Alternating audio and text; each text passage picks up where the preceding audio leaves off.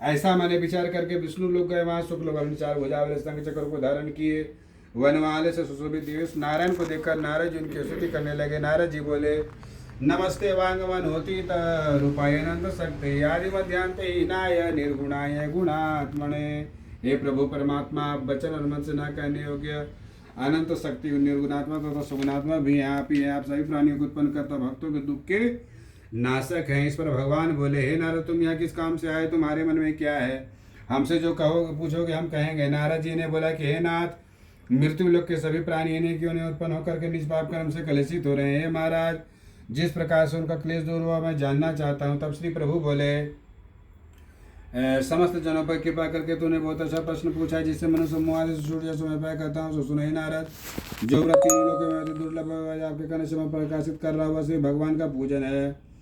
वह श्री सत्यनारायण भगवान जी का पूजन है, जिसको विधि पूर्वक करने से इस लोक में सुख रहते में मोक्ष मिलता है। तब नारद जी ने बोला कि हे प्रभु, इस व्रत का क्या फल है? पूर्व काल में किसने किया था, सो बतलाइए। तब श्री भगवान ने कहा, दुख सुखादि समनम धन धान्य विवर्धनम सौभाग्य संतति करम सर्वर्थ विजय प्रदम यस्मिन् कस्मिन् दिने मृत्यु भक्ति श्रद्धि समश्रद्धा समन्विता नासत नारायण देवम यजचेव निशा मुखे। श्री भगवान ने कहा कि इसके करने से दुख सुख आदि का नाश, धन धान्य की वृद्धि, सौभाग्य की प्राप्ति, संतति की प्राप्ति होती है। इस व्रत में मनुष्य भक्ति से किसी भी दिन भगवान के पूजन को करे, भाई बंधु तथा ब्राह्मणों के साथ धर्म युक्त होकर उत्तम नैवेद्य का भोग लगावे।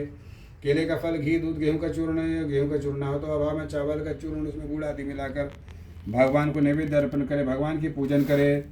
श्री सत्यनारायण के प्रसाद को अपने भाई बंधुओं में वितरित करे। रात्रि में नृत्य जागरण द्वारा भगवान को प्रसन्न करे। इस प्रकार व्रत करने से मनोवांछित फल की प्राप्ति होती है।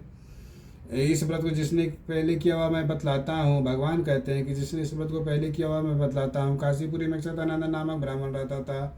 वह नित्य पृथ्वी पर भिक्षा के लिए घुमा करता था। एक दिन सत्यनारायण स्वामी वृद्ध ब्राह्मण का वेश धारण करके उसके पास आए और बोले, हे सत्यानंद, आप नित्य पृथ्वी पर क्यों घुमा करते हैं? हमारी सुनने की इच्छा है। तब वह वृद्ध ब्राह्मण बोला कि हे द्विश्रेष्ठ, मैं अत्यंत दरिद्र हूँ, भिक्षा के लिए भूमि पर घूमता हूँ।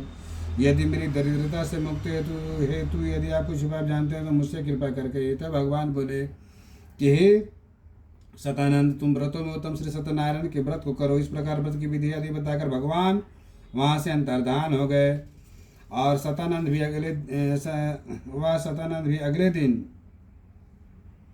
अगले दिन भिक्षाटन के लिए गया। उसे रोज की अपेक्षा द्रव्य बहुत मिला।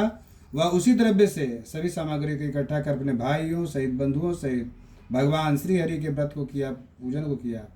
और इस व्रत के प्रभाव से वह इस दरिद्रता से मुक्त हुआ और वह सतानंद हर महीने व्रत करने लगा। भगवान कहते हैं, सतानंद द्वारा किया हुआ भगवान को पूजन है। इसको जानकर जो कोई मनुष्य इस व्रत को करेगा उनका दुख अवश्य नष्ट होगा। श्री स्कंद पुराण रेवा खंडे श्री सत्यनारायण व्रत कथायम द्वितीय। बोली श्री सत्यनारायण भगवान की जय। वृंदावन बिहारी लाल की जय।